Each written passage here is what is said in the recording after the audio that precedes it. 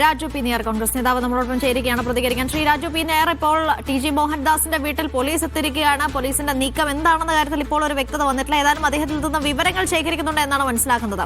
എന്തായാലും അതിവേഗത്തിൽ വിമർശനങ്ങൾ വരുന്ന പശ്ചാത്തലത്തിൽ അതിവേഗത്തിൽ നടപടിയെടുത്ത് മുന്നോട്ട് പോകാം എന്ന ആഭ്യന്തര വകുപ്പിന്റെ നിലപാടായിരിക്കും ഒരുപക്ഷെ ഇപ്പോൾ ഒരു പരിശോധനയ്ക്ക് കാരണം.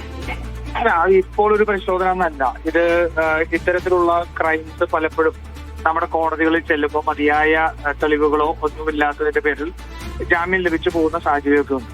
ഇത് തീർച്ചയായിട്ടും അത്തരത്തിലൊരു സാഹചര്യം ഉണ്ടാവരുത് എന്നുള്ളത് കൊണ്ട് IT ആക്ട് ഉൾപ്പെടെയുള്ള മറ്റു വകുപ്പുകളോട് ചേരുന്നത് അതിന് കൃത്യമായിട്ടുള്ള ഒരു നിയമത്തിന്റെ വഴികൾ നോക്കിക്കൊണ്ടാണ് ഇത് ചെയ്യുന്നത്. ഒരു കാരണവശാലും ഇത്തരത്തിലുള്ള ഈ സമൂഹത്തെ ഭിന്നിപ്പിക്കുന്ന, ഇത്തരത്തിൽ വർഗീയത തുപ്പുന്ന സ്ത്രീകളെ പോലും ഒരു മാന്യതയുമില്ലാതെ സ്ത്രീകളെയൊക്കെ അധിക്ഷേപിക്കുന്ന ഒരാള് കോടതിയിൽ പോലീസിന്റെ വീഴ്ച കൊണ്ട് ജാമ്യം കിട്ടി പോകുന്ന സാഹചര്യം ഉണ്ടാകും.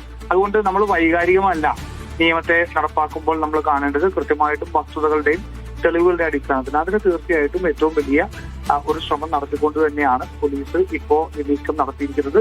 ഒരു സംശയവും വേണ്ട, ഇത്തരത്തിലുള്ള കീടങ്ങളെ, ഈ പറയുന്ന വർഗീയ വിഷവിത്തുക്കളെ തങ്ങളിലേക്കിടാൻ തന്നെയാണ് UDF സർക്കാരിന്റെ തീരുമാനം. അതിൽ യാതൊരു വിധത്തിലുള്ള ഒരു അലസതയും ഉണ്ടാവില്ല.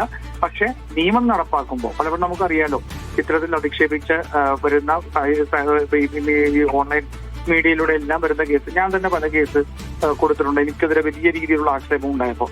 പക്ഷെ പോലീസ് എല്ലാം എടുക്കുന്നത് കോടതിയിൽ പോയിട്ട് കോടതിയിൽ നിന്ന് ഓർഡർ മേടിച്ചുകൊണ്ടുവന്നാൽ കേസെടുക്കാമെന്നുള്ളൊരു സമീപനമായിരുന്നു ഒരു മുൻകാലത്ത് പിണറായി വിജയന്റെ സമയത്ത് എടുത്തിരുന്നത്. പക്ഷെ ഇതല്ല, മറിച്ച് പോലീസ് തന്നെ അതിനകത്ത് ഏറ്റവും ഗുരുതരമായ വകുപ്പുകൾ ചുമത്തി അതിൽ കേസെടുക്കുകയാണ്. അത് തീർച്ചയായിട്ടും കോടതിയുടെ മുന്നിൽ നിലനിൽക്കുന്ന രീതിയിൽ അത് പ്രസന്റ് ചെയ്യുന്നതിന് വേണ്ടിയിട്ടുള്ള അവധാനതയോടുകൂടി നീക്കമാണ്. അതുകൊണ്ട് ആരുടെയെങ്കിലും വിമർശനത്തിന്റെ പേരിലല്ല, മറിച്ച് ഇതിൽ സമൂഹത്തിന് ഏറ്റവും ദോഷകരമായ ഒന്നാണെന്നുള്ള ബോധ്യത്തിൽ തന്നെയാണ് സർക്കാർ ഇത്തരത്തിലുള്ള നടപടിയിലേക്ക് നീങ്ങിയിരിക്കുന്നത്.